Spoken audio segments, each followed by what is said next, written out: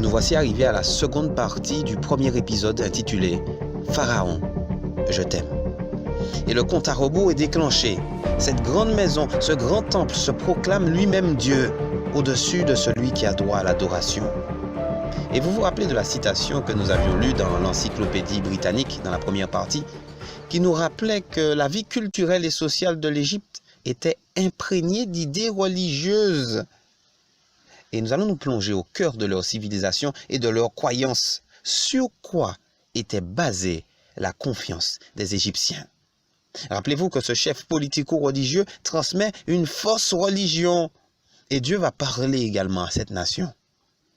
Il y avait plus de 500 dieux dans le panthéon de l'Égypte, voire même un millier. Et ils avaient des pratiques telles que la momification. Ils croyaient en l'immortalité de l'âme. Et une fois momifié, par exemple, le corps du mort était purifié et ensuite divinisé. Et l'opportunité était donnée à chacun d'élever des prières en l'honneur des morts parvenus à la divination. Se pourrait-il que de telles pratiques se soient installées de nos jours au cœur du christianisme? Comment avons-nous fait pour en arriver là? Mais nous tâcherons au cours de cette série de refaire ce parcours pour comprendre quels sont les tenants et les aboutissants et pourquoi de telles pratiques de nos jours sont au cœur même du christianisme. Et nous allons lancer cette deuxième partie avec un texte qui se situe dans 1 Chronique 16, verset 26. Car tous les dieux des peuples sont des idoles, et l'Éternel a fait les cieux. Ce verset nous rappelle que Dieu est notre créateur. Et le mot idole ici en hébreu, Elil, est traduit par bon en rien, simulacre ou encore néant. Et c'est exactement le message que Dieu va adresser à Pharaon. Il va lui dire « Tes croyances sont fausses.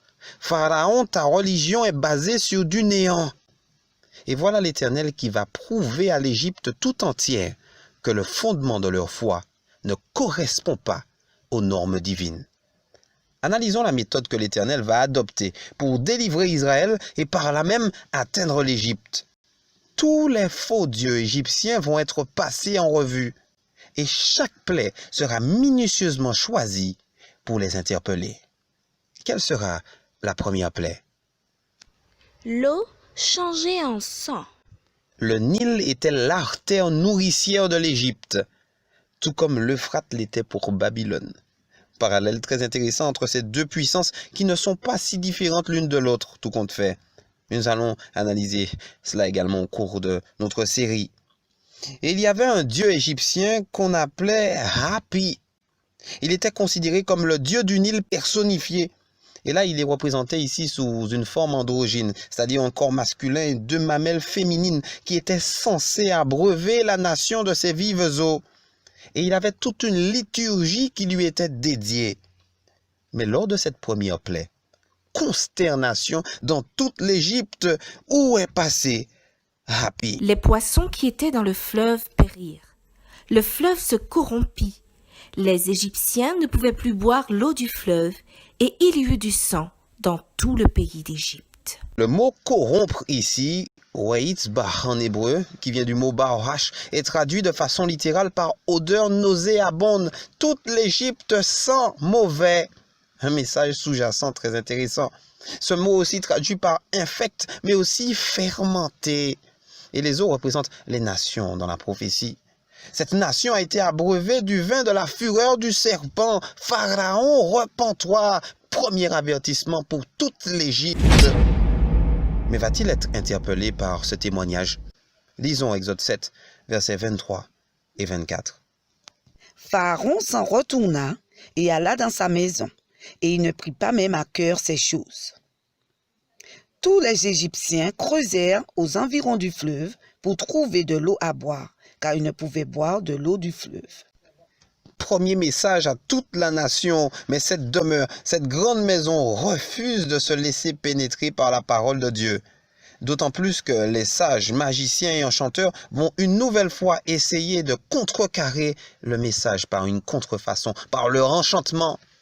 Et cela est un parallèle avec le pouvoir de contrefaçon de l'adversaire qui a ses limites. Et nous allons l'analyser au cours de cet épisode. Peut-être que cette fois-ci, le dieu Hapi n'était pas content, ou peut-être même qu'il s'était endormi. Pharaon est interpellé quand même en lui-même, mais il reste Cahusac. Le compte à rebours continue, mes amis. Et nous passons maintenant à la deuxième plaie. Les grenouilles. Rien d'anodin une nouvelle fois. Les Égyptiens considéraient les grenouilles comme étant les dieux créateurs. Et dans la mythologie égyptienne, il y avait une déesse à tête de grenouille qui s'appelait Heket. Et elle était, selon leurs croyances, censée accompagner Pharaon dans son ascension céleste. Mais lors de cette deuxième plaie, Heket, que t'arrive-t-il? Toute l'Égypte s'inquiète. Encore un coup de massue dans la croyance égyptienne. Cette deuxième plaie sonne comme un écho et un message spirituel y est véhiculé. Chaque plaie a un message spirituel que nous allons analyser dans un autre épisode. Mais pour celui-là, dans le parallélisme prophétique, les grenouilles représentent les esprits impurs. Et le message de Dieu est le suivant. Cette nation est devenue une habitation de démons, un repère de tout esprit impur. Pharaon est en train de conduire sa nation vers une ruine imminente. Quelle est la situation de l'Égypte à l'issue de cette plaie? Lisons Exode 8, verset 10. On les entassa par monceaux et le pays fut infecté. Waouh! Le pays est chamboulé, infecté, tourmenté. Plus rien ne va en Égypte. Et malgré le fait qu'une nouvelle fois, les magiciens et enchanteurs vont à nouveau contrefaire le message, Pharaon s'inquiète et commence à être interpellé. Lisons Exode 8, verset 4. Pharaon appela Moïse et Aaron et dit: Priez l'Éternel, afin qu'il éloigne les grenouilles de moi et de mon peuple, et je laisserai aller le peuple pour qu'il offre des sacrifices à l'Éternel. Fascinant. Ce cœur de pierre est-il en train de se transformer? Il réclame la prière de l'Éternel pour qu'il éloigne les grenouilles. D'autant plus qu'Osiris, Ta et Sébek, respectivement dieux de la fertilité, ont été incapables de donner un coup de main à la déesse Heket. Un à un, les dieux de l'Égypte sont défaits. Et voici maintenant Pharaon qui est interpellé et qui donne son accord pour laisser aller le peuple et remettre au goût du jour le plan de la rédemption à travers le sacrifice de la victime expiatoire qui préfigure la venue du Christ. Bravo Pharaon, très bonne décision. Mais ne nous emballons pas trop vite et vérifions s'il va tenir parole. Exode 8, verset 11. Pharaon, voyant qu'il y avait du relâche, endurcit son cœur et il n'écouta point Moïse et Aaron, selon ce que l'Éternel avait dit. Après avoir bénéficié d'une intercession, le voilà qui retombe dans ses travers. Il reste Cahusac, rigide, dur, obstiné. Mais avant d'être prompt à condamner cette grande maison, ne sommes-nous pas parfois semblables à lui? Quand nous avons des soucis, nous avons le réflexe de réclamer l'assistance du Tout-Puissant. Et une fois que Dieu nous répond, nous lui tournons le dos. Se pourrait-il que je me soumette à l'Éternel par intérêt? Le compte à rebours continue et nous voici arrivés à la troisième plaie, synonyme de troisième avertissement. Lisons Exode 8, verset 12. L'Éternel dit à Moïse: Dis à Aaron, étends ta verge et frappe la poussière de la terre. Elle se changera en poux dans tout le pays d'Égypte. Troisième plaie, les poux. À noter que le mot pou ici, kimim, qui vient du mot kain en hébreu, ne fait en aucun cas au pou que nous connaissons dans les cheveux. Ce n'est pas cela. Ce mot est traduit par insecte volant, essaim ou encore parasite. Et ces parasites vont émerger de la poussière de la terre. Intéressant. Mais nous arrêtons sous les croyances égyptiennes maintenant. Et dans leurs croyances, il y avait un dieu qui était appelé Geb. Et ce dieu était considéré comme le dieu de la terre. Celui qui donne à la terre ses fruits et ses récoltes. Et voilà maintenant que de cette terre émanent des parasites, des moustiques dans toute l'Égypte. Après Hapi, Ptah, Osiris, Sébek, Heket, maintenant Geb qui passe à la trappe. Mais ça ne s'arrête pas là pour cette plaie. Les magiciens employèrent leur enchantement pour produire les poux, mais ils ne le purent pas. Les poux étaient sur les hommes et sur les animaux. Le comble. Voilà maintenant les magiciens et enchanteurs qui perdent leur pouvoir magique. Et devinez quoi? encore un autre dieu égyptien est remis en question. Cette fois-ci, il s'appelle Thoth. Et ce dieu était considéré comme étant l'incarnation de l'intelligence, celui qui connaît les formules magiques auxquelles les dieux ne peuvent résister. Consternation générale dans le palais. Eo Tok Thoth, où es-tu? Encore un dieu de l'Égypte qui s'écroule. Et ce qui est fascinant, c'est la réponse des magiciens. Et les magiciens dirent à Pharaon, « C'est le doigt de Dieu. » Le cœur de Pharaon s'endurcit, et il n'écouta point Moïse et Aaron, selon ce que l'Éternel avait dit. La contrefaçon de l'adversaire a ses limites. Les voici eux aussi stoppés dans leur enchantement. Ils reconnaissent la supériorité divine et en font part au roi d'Égypte. Mais malgré tout, ils restent de marbre. Se pourrait-il que cette situation soit la nôtre et que nous persistions dans notre voie malgré l'orientation du doigt de Dieu? Ce même doigt qui nous a façonnés, ce doigt qui a écrit sur les tables de pierre et ce doigt qui a écrit sur le sol pour justifier la femme adultère. Jusqu'à quand allons-nous persister dans nos croyances qui n'ont véritablement aucun fondement? Le compte à rebours continue et la pertinence des messages s'intensifie. Quatrième plaie. Les mouches venimeuses. Ici, ce ne sont pas n'importe quelles mouches, mes amis. Ce sont des mouches particulières qui appartiennent à la famille des Tabanidae. On les appelle plus communément taons. Et lisons quand même une citation du magazine Santé Médecine pour savoir quelles sont les conséquences des piqûres de ces bestioles. Cette piqûre provoque une douleur intense. Elle peut être responsable chez l'homme d'une inflammation localisée sous la forme d'une tache rouge.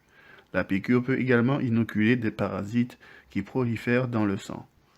Tant de souffrances auraient pu être épargnées à cette grande maison et à son peuple s'ils s'étaient soumis à l'autorité divine.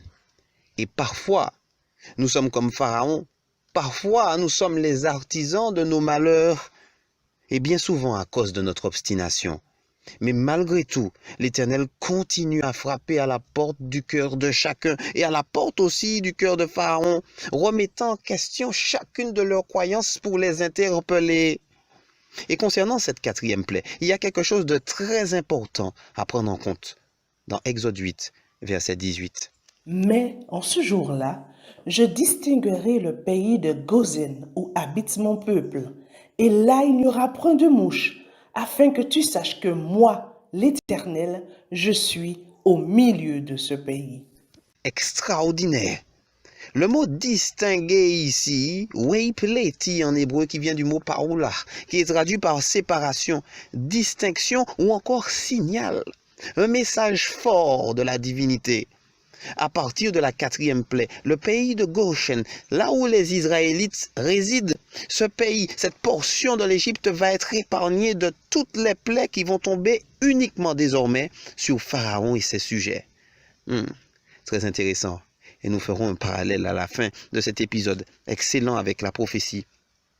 Où sont passés les pouvoirs de Dieu tels que Bouto ou encore Horus, qui étaient censés être les protecteurs de la Basse-Égypte? Quel affront! Ça commence à faire beaucoup, mes amis. Mais malgré tout, Pharaon reste Kaouzak, aveuglé par le mensonge. L'obligation se fait sentir de passer un cinquième avertissement. La mortalité du bétail. Rappelez-vous qu'à partir de la quatrième plaie, il y a une distinction, une séparation, et tous les fléaux tombent uniquement sur la Basse-Égypte, là où il y a Pharaon et ses sujets. Et devinez quels dieux sont concernés par cette plaie. Il y a un dieu qu'on appelle Nout dans la mythologie, fille de Chou et Tefnout. Elle est sœur et épouse de Geb. Elle est héritière de la royauté d'Atoum. Elle est appelée déesse des astres et de la voûte céleste, protectrice de la nation. Waouh! Eh bien, tous ces titres de prestige n'ont pas empêché les bêtes du troupeau de Pharaon de périr. Et que dire de la déesse que vous voyez à l'écran? Une déesse à tête de vache qu'on appelle Hathor. Et elle était censée transmettre l'amour, la beauté, la symphonie, la joie. Et voilà l'affliction et la tristesse qui ne cessent de croître dans le camp du roi d'Égypte. Ressaisis-toi, ô roi, s'il te plaît, arrête ce désastre. Pharaon s'informa de ce qui était arrivé. Et voici, pas une bête des troupeaux d'Israël n'avait péri. Mais le cœur de Pharaon s'endurcit, et il ne laissa point aller le peuple. Pas une bête du troupeau d'Israël n'avait péri. Imaginez dans quel état psychologique se trouve cette grande maison. Dans quel état se trouve la nation de l'Égypte où tous les dieux de l'Égypte disparaissent un à un. Et l'ego surdimensionné de cette maison a été cultivé à son paroxysme. Et même s'il se rend compte qu'il a eu tort de placer sa confiance en Hathor, il reste Cahusac. Une 6e plaie s'avère nécessaire. Les ulcères. Ulcère. Le mot shaking est aussi traduit par tache brûlante, une inflammation générant des furoncles, des douleurs atroces en perspective pour toute la nation d'Égypte, tandis que Goshen se trouve épargné. Mais où est passé le dieu Amon-Ré? Il y avait un poème en l'honneur de ce dieu, et à la 70e strophe, on le décrivait comme le médecin qui dissout tous les maux et qui chasse les infections. Où es-tu passé, Amon? Mais ne croyons pas que l'Éternel se réjouit de voir la souffrance de l'Égypte. Rappelez-vous qu'à chaque fois qu'une plaie devait s'abattre, le Seigneur avertissait Pharaon par l'intermédiaire de Moïse et Aaron. Et la parole de Dieu nous dit dans Amos 3, verset 7, qu'il ne fait jamais rien sans avoir averti ses serviteurs les prophètes. Mais une nouvelle fois, il rejette ce message. Et nous comprenons encore mieux l'expression « l'Éternel endurcit le cœur de Pharaon ». Cette grande maison à l'ego surdimensionné se heurte contre un rocher de scandale. Ce rocher lui indique son état. Et par orgueil, il continue dans ses mauvaises voies. Et une meilleure traduction peut proposer « l'Éternel blesse l'orgueil de Pharaon ». C'est la raison pour laquelle il s'endurcit. Et pour illustrer cette traduction, imaginez, en tant qu'humains, ça nous est déjà tous arrivé. Nous nous rendons compte que nous avons tort. Mais nous avons déjà tellement poussé le bouchon, nous sommes tellement orgueilleux que même quand nous nous rendons compte que nous avons tort, nous, pour ne pas perdre la face, nous continuons dans notre voie. Et nous continuons à débattre avec la personne tout en sachant que nous avons tort. Et c'est exactement ce qui se passe avec Pharaon. Et c'est comme ça que ce terme devait être traduit. L'Éternel blesse l'orgueil de Pharaon. Je blesserai l'orgueil de Pharaon. Et il ne laissera pas aller le peuple. Parce qu'il était déjà tellement imprégné de ses fausses croyances. Mais nous, où en sommes-nous arrivés? Sommes-nous arrivés à ce point? Mais malgré tout, Pharaon a encore l'occasion de se repentir. Nous voici arrivés à la 7e plaie. La grêle.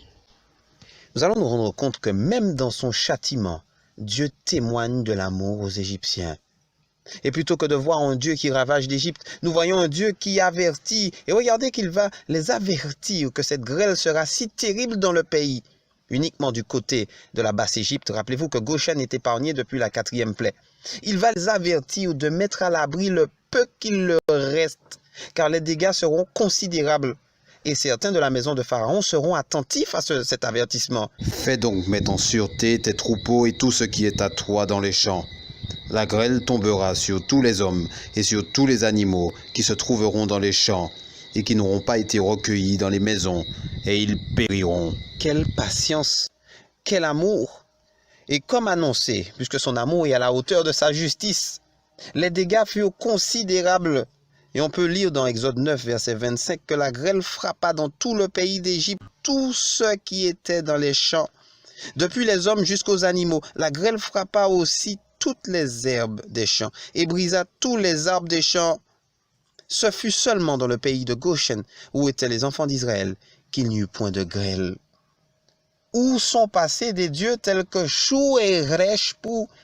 Et que dire de Tefnout, déesse de l'humidité, de la rosée, de la pluie, celle à qui on attribuait la maîtrise des éléments?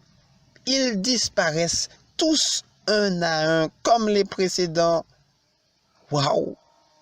C'en est trop pour Pharaon et son peuple. Et on se rend compte qu'il y a un changement radical à son niveau. Analysons. Pharaon fit appeler Moïse et Aaron et leur dit, « Cette fois, j'ai péché.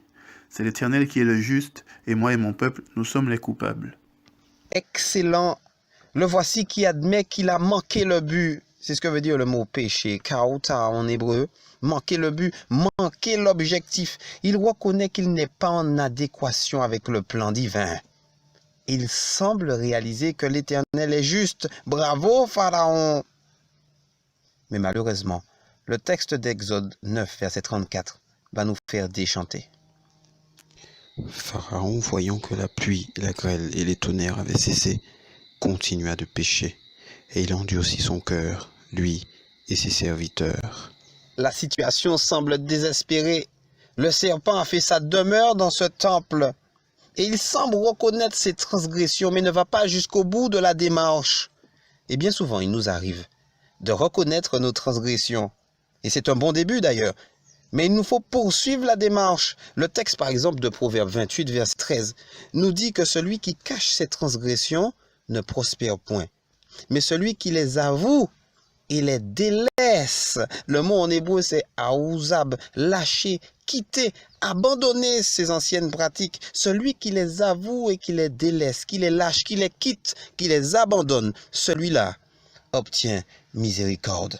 Celui-là peut pleinement profiter de la grâce divine. Jusque à quand allons-nous persister dans nos traditions et préceptes qui sont en opposition au commandement divin? Le compte à rebours est bientôt terminé pour cette grande maison qui est en souffrance, mais qui persiste dans son obstination. Nous arrivons à la plaie numéro 8. Les sauterelles. Voici maintenant les sauterelles qui envahissent la Basse-Égypte, tandis que le peuple de Dieu est épargné. Le chaos est arrivé à son paroxysme. Et dans Exode 10, verset 7, on se rend compte que les serviteurs de Pharaon vont l'inciter à céder. « Ô roi, ne vois-tu pas que la nation périt ?» La nation périt faute de connaissance. Rappelez-vous que Pharaon avait refusé de connaître Yaouda, découvrir. Il a refusé de découvrir l'Éternel et voici maintenant le peuple qui périt. D'autant plus que pour cette plaie, un énième Dieu va être tourné au ridicule. Vous voyez ici le dieu Mine, qui était considéré comme étant le dieu de la fertilité, de la puissance, de la virilité, de la création, celui qui a la prévalence et l'émergence de l'agriculture à grande échelle. Il semblerait que ce dieu Mine ait eu bien mauvaise mine, tout comme tous les autres dieux de l'Égypte. Humiliation après humiliation, Pharaon semble plier mais ne rompt pas. Nous voici arrivés à la 9e plaie. Les ténèbres. Voici l'avant-dernière plaie. Et 3 journées complètes de ténèbres sur tout le pays d'Égypte, sauf là où le peuple de Dieu habite. Et là, nous avons la nation égyptienne qui a une vue en 3D sur l'obscurité spirituelle de cette nation. Où sont passés des dieux tels que Sekhmet, qui était censé transmettre la lumière à toute la nation, pour ne citer que lui. Dieu est entré à nouveau d'endurcir le cœur de Pharaon. Dieu est en train de blesser, de toucher, d'atteindre cet ego. Mais malgré son aveuglement, il veut garder le contrôle et lors de cette plaie imposer ses conditions pour libérer Israël. La transformation tant espérée n'a pas lieu. Le voici qui est en train de sceller sa destinée. Sommes-nous en train de faire de même? Nous voici arrivés à la 10e plaie, tout comme il y a 10 commandements. Cette plaie finira par briser ce cœur de pierre. Tous les premiers-nés d'Égypte vont décéder, de la maison de Pharaon jusqu'au peu de bétail qui leur restait. Où est passé, par exemple, le dieu Bès, qui était considéré comme étant le dieu du foyer, le dieu de la danse, celui qui était censé protéger la maison royale de tous les maux, pleure et crie dans toute l'Égypte. Et tout cela aurait pu être évité. Mais Dieu a exploité l'endurcissement de Pharaon pour montrer aussi à Israël qu'il est le vrai Dieu et qu'il faut que ce peuple puisse lui obéir. Mais nous sommes durs, nous sommes rigides, nous avons le cou roide. Et le texte d'Exode 12, verset 33, nous dit que les Égyptiens pressaient le peuple et avaient hâte de les renvoyer du pays, car ils disaient à présent, nous périrons tous. Vous vous rappelez, mes amis, de l'épisode 1, la première partie, où Pharaon demandait un miracle, un signe, un témoignage. Et ce miracle, ce signe prédisant l'avenir à travers la verge qui engloutit toutes les autres, annonçait que l'obstination de cette grande maison Pharaon allait détruire son royaume. Et ils se rendent compte de cela maintenant. Waouh! Mes amis, de grâce, nous aussi ne rejetons pas la parole de Dieu et son témoignage. Ne commettons pas la même erreur que Pharaon. Et le texte d'Hébreux 3, verset 15 nous dit, « Aujourd'hui, si vous entendez sa voix, n'endurcissez pas votre cœur. » L'Éternel a frappé à la porte du cœur de Pharaon et lui a présenté le plan du salut à travers un schéma extraordinaire que nous allons analyser. Et dans Exode 7, verset 1, l'Éternel dit à Moïse, « Voici, je te fais Dieu pour Pharaon, et Aaron sera ton prophète. » Fascinant. Et dans ce schéma, on se rend compte que Moïse avait, selon la Bible, du mal à s'exprimer clairement. Et les commentaires de la Torah dans la Midrash le confirment. Et l'Éternel va exploiter ce petit handicap de Moïse pour nous montrer que nous aussi nous avons des difficultés à comprendre sa volonté à notre égard. Et il nous faut un interprète, un médiateur. Et Aaron dans ce schéma représente Jésus. Aaron dans le rituel du sanctuaire va exercer le rôle du souverain sacrificateur. Et le mot prophète ici, Naobi, a une signification active et passive et est traduit par celui qui est appelé, celui qui annonce. Et celui-là, c'est Jésus. En d'autres termes, la volonté de Dieu ne peut être comprise qu'à travers Jésus. Le plan du salut était exposé à Pharaon ainsi. Les Écritures rendent témoignage de Jésus. L'Ancien Testament dans son intégralité l'a annoncé, mais beaucoup l'ont rejeté. Le plan du salut a été exposé à Pharaon avant même qu'il ne donne aux Israélites les rituels liés au sanctuaire. Et le message du sanctuaire est lié à Jésus, qui seul est cette échelle qui me réconcilie avec le Père. Et si je n'ai pas Jésus, la volonté de Dieu va paraître comme étant un balbutiement. Je ne comprendrai pas. Tous ont péché et sont privés de la perception divine. Et il fallait qu'il y ait Jésus pour restaurer son image et transmettre la volonté de Dieu à l'égard de chacun. Et c'est exactement le plan qui était exposé à Pharaon qui, lui, va le rejeter. Et nous allons au cours des prochains épisodes nous pencher sur le symbolisme du sanctuaire qui sera immédiatement remis au goût du jour à la sortie de l'Égypte. Remarquez bien. Et se pourrait-il qu'il y ait à la fin des temps une assemblée porteuse d'un message lié au sanctuaire? Nous allons nous pencher là-dessus. Et remarquez, pour terminer, que les 3 premières plaies étaient destinées à l'Égypte tout entière. Et on se rend compte qu'à partir de la 4e plaie, combien y a-t-il qui tombent uniquement sur Pharaon et son peuple? Nous pouvons compter.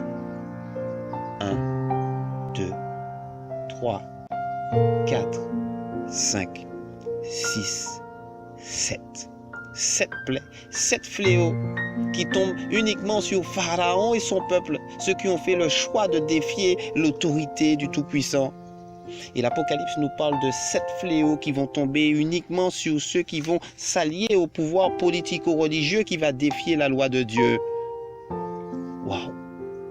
Les histoires bibliques sont fascinantes et profondes. Rappelez-vous que ce qui a été, c'est ce qui sera. Et remarquez que les 3 premières plaies faisaient office d'avertissement universel. Quel symbole puissant! Et y a-t-il une assemblée, mes frères et sœurs, qui prêche un message en 3 dimensions, qui prêche le message des 3 anges sur l'objectif divin pour la planète. Jésus frappe à la porte du cœur de chacun.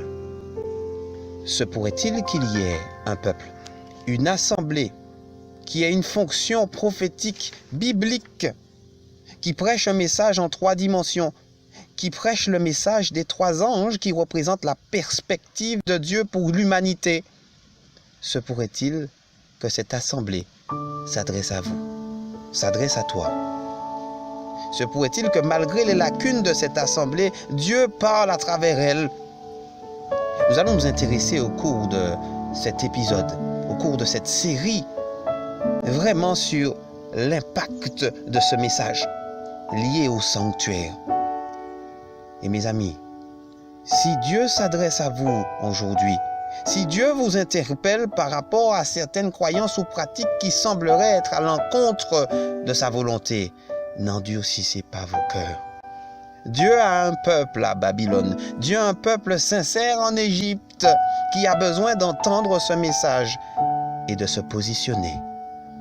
Et toi, de quel côté es-tu?